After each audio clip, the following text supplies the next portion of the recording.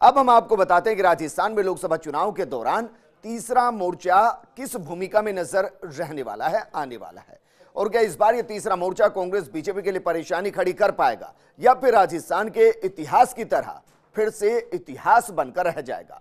इस बीच सवाल यह भी खड़ा होता है कि इस तीसरे मोर्चे में कौन कौन सी पार्टियां होंगी और कैसे वो चुनाव लड़ती नजर आने वाली हैं। ये रिपोर्ट भी देखिए, क्योंकि बीएसपी राष्ट्रीय लोकतांत्रिक पार्टी यानी कि कहा जा सकता है कि हनुमान बेनीवाल, क्या ये एक साथ मिलकर लोकसभा में शिकस्त दे सकते हैं। ये रिपोर्ट देखिए।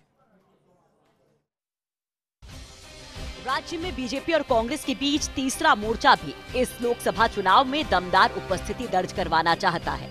बीएसपी और राष्ट्रीय लोकतांत्रिक पार्टी राज्य की सभी 25 सीटों पर चुनाव लड़ने का दम भर रही है।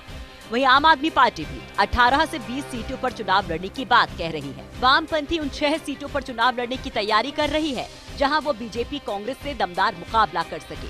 बीते विधानसभा चुनाव की बात करें तो बीएसपी और आरएलपी ने प्रदेश में जरूर दम दिखाया था। वहीं भारत वाहिनी पार्टी अब तक चुनाव को लेकर कोई फैसला नहीं ले पाई है।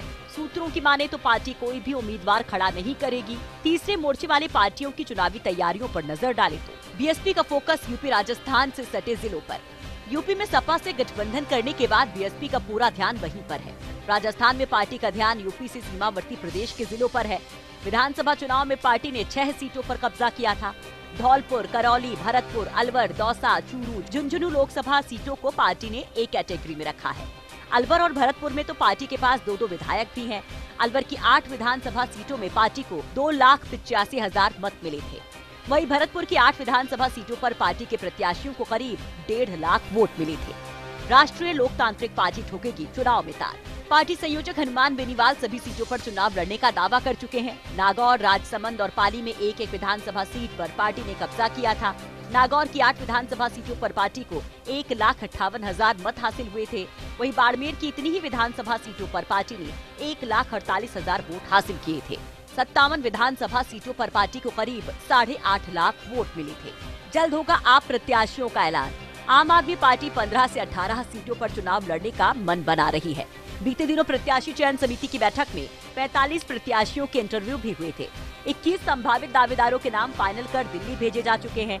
1-2 दिन में पार्टी की पॉलिटिकल अफेयर कमेटी इन नामों को हरी झंडी दे सकती है। वामपंथी 6 सीटों पर लड़ेंगे चुनाव। राज्य में अस्तित्व की लड़ाई लड़ रहे वामपंथी राज्य में 6 सीटों पर चुनाव लड़ेंगे। Communist party Bikaner, Churu, Sikar, Gangapur city, Chittorgarh, Udaipur से प्रत्याशी उतारेगी। 24 मार्च को इन सीटों पर प्रत्याशियों के नामों का ऐलान होने की संभावना है। सीपीआईएम के राज्य सचिव अमराराम का कहना है कि वामपंथी दल 6 सीटों पर चुनाव लड़ रहे हैं। इसके लिए संभावित प्रत्याशियों की सूची केंद्रीय नेतृत्व को भेजी जा चुकी है। यानी कि अगर ये दल चुनाव मैदान में उतरते हैं तो बीजेपी और कांग्रेस के लिए कुछ मुश्किल तो बढ़ने वाली है। लेकिन इन दलों का कितना कमाल लोकसभा चुनाव में देखने को मिलता है वो वक्त ही बताएगा। Bureau report, first India news. दरअसल राजस्थान में इतिहास रहा है कि तीसरा मोर्चा सफल होता हुआ नजर नहीं आए। हर बार उम्मीद लगाई जाती है, लेकिन या तो बीजेपी या फिर कांग्रेस ही नजर